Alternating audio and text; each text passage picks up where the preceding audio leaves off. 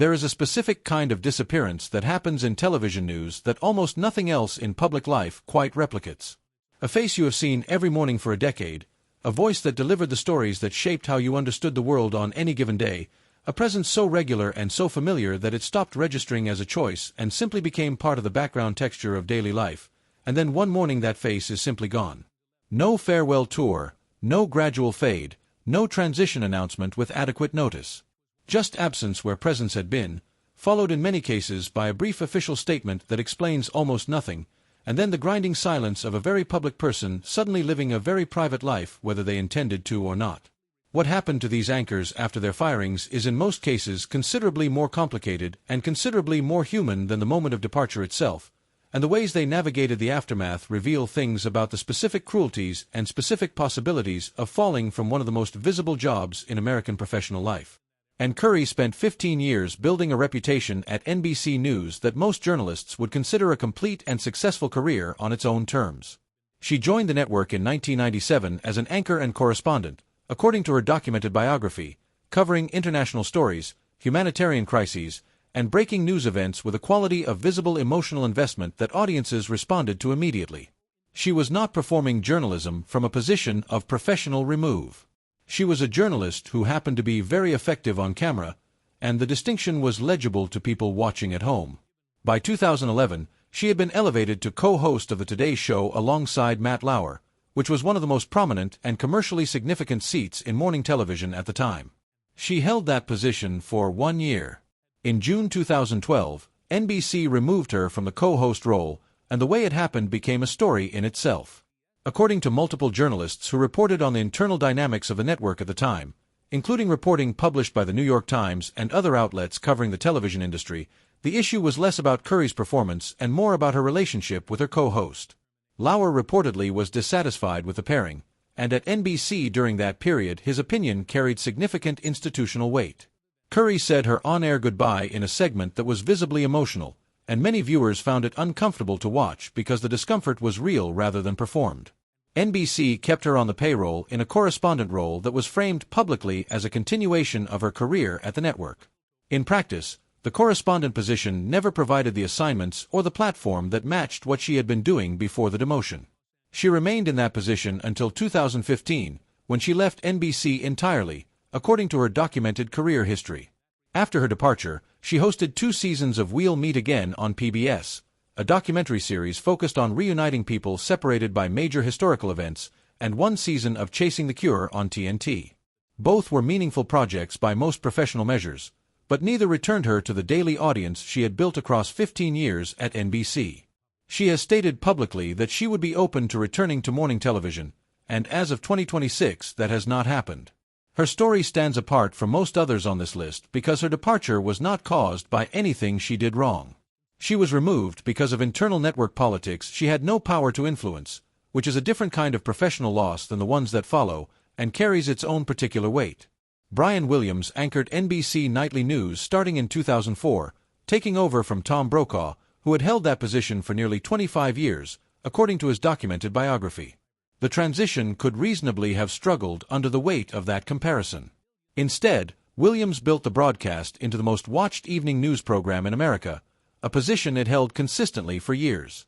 His combination of apparent authority, practiced timing, and dry wit made him one of the most recognized broadcast news faces in the country.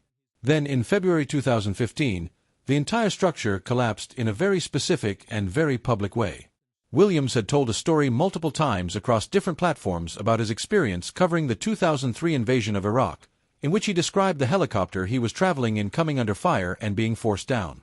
Veterans who had actually been present pushed back on that account publicly, stating that Williams had not been on the aircraft that was hit but on a different helicopter that arrived at the scene afterward. The discrepancy was documented by military newspaper Stars and Stripes, which broke the story, and Williams retracted his account, acknowledging that his memory of the events had been wrong. NBC suspended him without pay for 6 months and conducted an internal review. According to reporting by the New York Times and other news organizations covering the fallout, that review surfaced additional questions about Williams's reporting during Hurricane Katrina, specifically claims he had made about personally witnessing violence and dangerous conditions that others who were present disputed. The review concluded that Williams had not consistently been accurate in how he described his own experiences in the field. He did not return to NBC Nightly News. The network moved him to MSNBC to complete the remaining time on his contract, which ran until 2021, where he hosted a late-night program that never generated the cultural footprint of his evening news years. When the contract ended, he left. Since then he has worked as a volunteer firefighter in New Jersey, hosted an election night special for Amazon's Prime Video in November 2024, and in April 2026, Netflix announced a podcast project with him called We're Back with Brian Williams, suggesting that at least one major media platform believes his voice retains an audience willing to engage with it. His fall was unusual in a specific way. He did not harm anyone. He told a story about his own experiences that turned out not to be accurate, and in journalism, where credibility is the entire product, that distinction carried the same professional consequences as more serious failures would have. Matt Lauer hosted the Today Show from 1997 to 2017, according to his documented career history, making him one of the longest-running morning television hosts in American broadcast history. For 2 decades, he was in living rooms across the country every weekday morning, a figure so familiar that his presence had become essentially ambient. Then in November 2017, NBC fired him within 24 hours of receiving a formal complaint from a colleague who alleged serious inappropriate conduct. The firing was immediate and public. NBC's statement went out early in the morning, and his co-anchors Savannah Guthrie and Hoda Kotb had to address the news live on the same program he had anchored for 20 years. The visible discomfort of that broadcast was registered by everyone watching. More complaints from other women followed after the initial story became public, and the accounts that emerged were serious in their specifics.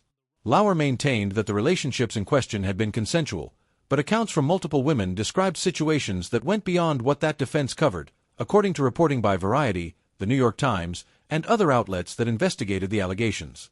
4 years after the firing, Lauer was essentially invisible in public life.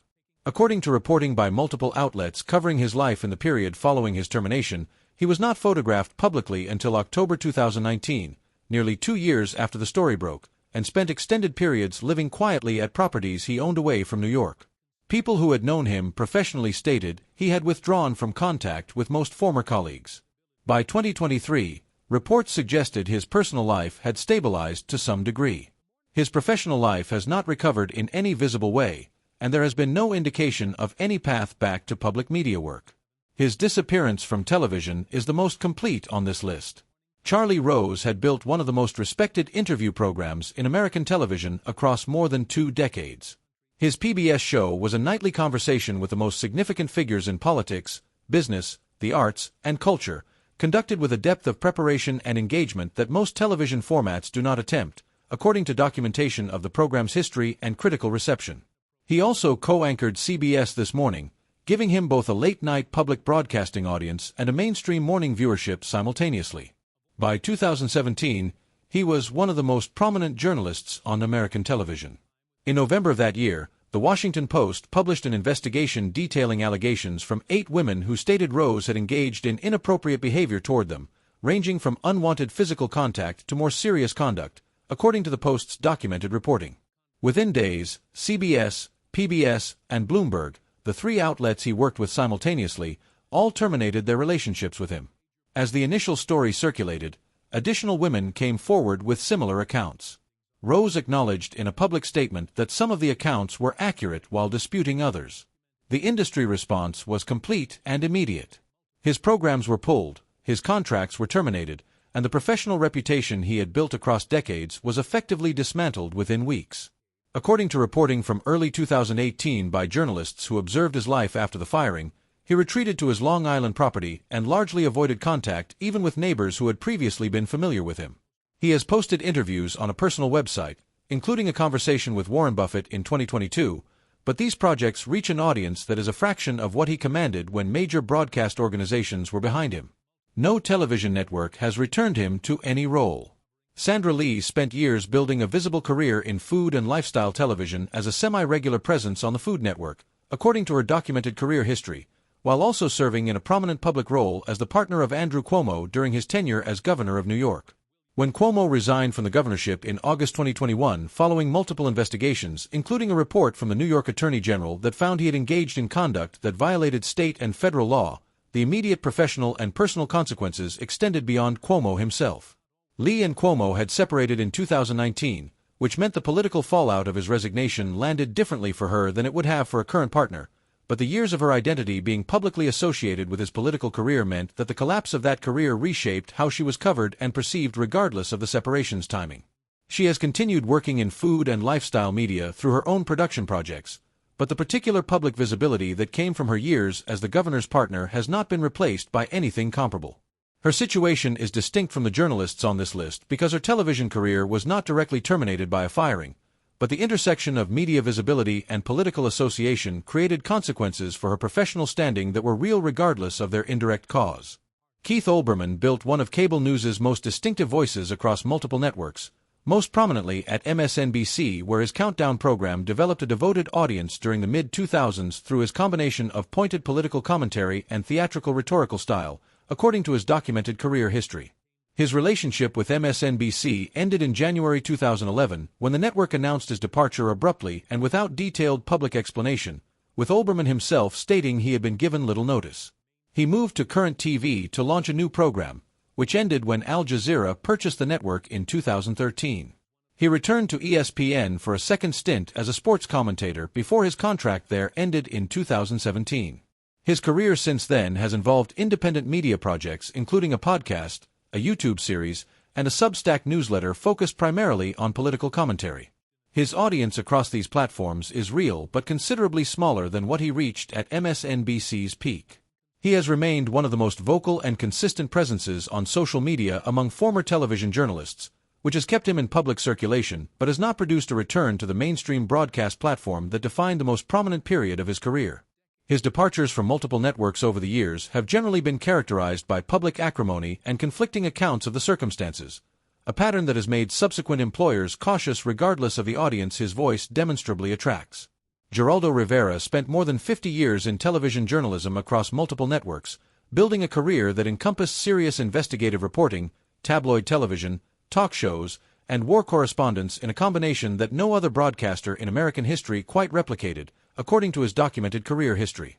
His most recent television role was as a contributor and co-host on Fox News, where he appeared regularly for more than 2 decades before his departure from the network in 2023.